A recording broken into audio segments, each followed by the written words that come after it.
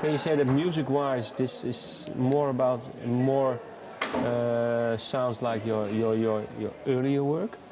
I mean, I think it's definitely like almost a full circle because it has a lot of electronics. Yeah. Like I was experimenting with, you know, in my techno days with Christian Vogel in the early 2000s, and yeah, but it still takes on a lot of the songcraft that I've learned in Berlin with Mocky and Gonzo and all that.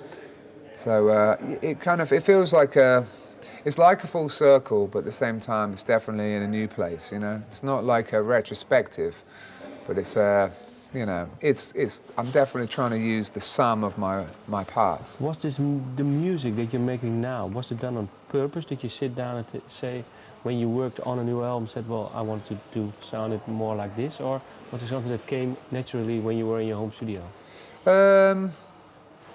It was something that came naturally, kind of. Yeah, I've never been able to do that. I've never been able to sort of write something so intentionally like that. So what does this tell you, that now you're in Nashville, you're happy, and this music comes out? I mean, it tells me that, you know, I'm a lucky guy, you know. But this is maybe the music that's more you. I think at the moment, I mean, it's very me now, you know. Yeah. And, you know, it always changes, and that's the joy of, you know, the seasons of life and the seasons of music. So, yeah, I'm just making the music that feels really good now. I mean, it's a very uplifting record, very focused, and I put a lot of energy into it too. It was a lot of work. It's always a lot of work, but it felt like really good work and real pleasure. But the song that has been released on online, What a Shame. Why release this song as the first song of the album? Just because I felt like it was a bold way back. I mean, I think, first of all, I really loved the song, and that's what I mean, and talk about that full circle. It takes me back to when I used to play, you know, the early solo shows, and it was almost like kind of industrial soul, you know, and I get a real kick out of that, you know, and I love all kinds of electronic soul, R&B. I love that hybrid of like machines, sex machine, man machine, you know, it's like somewhere in the middle. It's where I've always sat. So this one's a bit more of a machine jam. And it just felt like coming out with a blaze, you know? Right, something a little unfamiliar, but with something that's got a lot of heart at the same time, you know? It's not completely cold. It's actually full of passion, that song.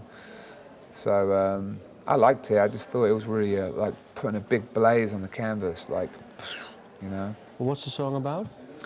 Well, it's about kind of just, you know, thinking about what you do, because like you can easily like lose love just as quick as you find love. It's kind of like that, and then just it's thinking about what would happen if you lost it, and like really thinking about that, the consequences, feeling it, and then crying about it over a heavy beat. In the rain, ultimately, you know what I mean? It's like that beat is like the rain pouring down. You're like, you're feeling it. Okay. Last question. The 10th song of the album, there are 11 songs. Don't You Love Me? Yeah, I mean, you know, a lot of the songs in this record were written just kind of in a real-time way. So that song, we actually had a lot of musicians. There was me, a couple of keyboard dudes upstairs, this guy Jeff Lorber was in the house, we had a drummer in the basement, someone was playing bass, and it was just like one of the rare songs on the album where we were kind of like a band playing. We just let the tape run. We played for about an hour, and it was just this really addictive little loop got set up. There's like, bow, bow, bow, bow, bow, bow, bow, bow. It was like some P-funk thing. It just kept, certain loops just get better with time. It was one of those loops that just kept growing, and everyone was like looking around and laughing. I was like, oh man, it's on, you know, we've got this, let's do this, you know. So I just started to sing just over the top of it, you know. But I did that a lot on this record, but it was more like, not love it, don't love it anymore. And it wasn't really like, Don't You Love Me, but it sounded like that. And so like a lot of these lyrics and a lot of the music came from like a free just like feeling the music in the room. I didn't have a song to write at the time. I was just another musician. Yeah. They were improvising and I was improvising. I just didn't, I'm not the kind of freestyler that can freestyle lyrics very easily. So yeah, after that, we kind of worked out what the song was about. But I have a strong suspicion that when you do sing like that, I mean, when I listen to those recordings, it's hilarious, really. I should release them almost, because there's a lot of passion in those, like, nonsense expressions. So I always think that subconsciously you're really trying to say something. So it's kind of like working out the lyrics is like working out what's behind the nonsense. And what was behind? It was just kind of like, it's like a classic sort of, like one of those, a classic kind of almost house gospel burners, you know, just like, it's about like, you know, your love don't love you no more. And like, you know, it's just that plea from the heart, like, just wanting them to stay, and like simple stuff, real simple, from the heart stuff. It's one question that I don't know if you can answer it, but have you ever written directly a song about your dad? No, you know, he crops up. You know, there was Daddy's car, and then there was, you know, and in blaming something, I say Daddy, you're the one to blame, after all the other things to blame. But that's not really about him. That's more of an open meaning. But yeah, no, I haven't written one about him. Maybe, you know, maybe now I'm settling down, you know, I can get into that deep zone. But yeah, I mean, he's always there.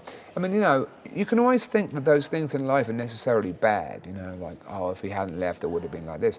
But maybe the tension that it caused in my life made me be an artist in the first place, and I love my life.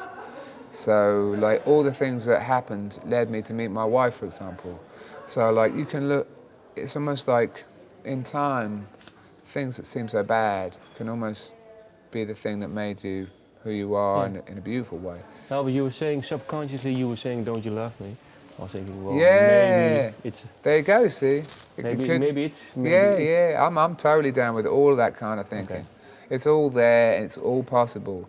And you know, I don't even want to be the one saying like what a song really means in its entirety, because there's a million ways to interpret it. And I love that music becomes personal to the listener. That's how I would always want it to be.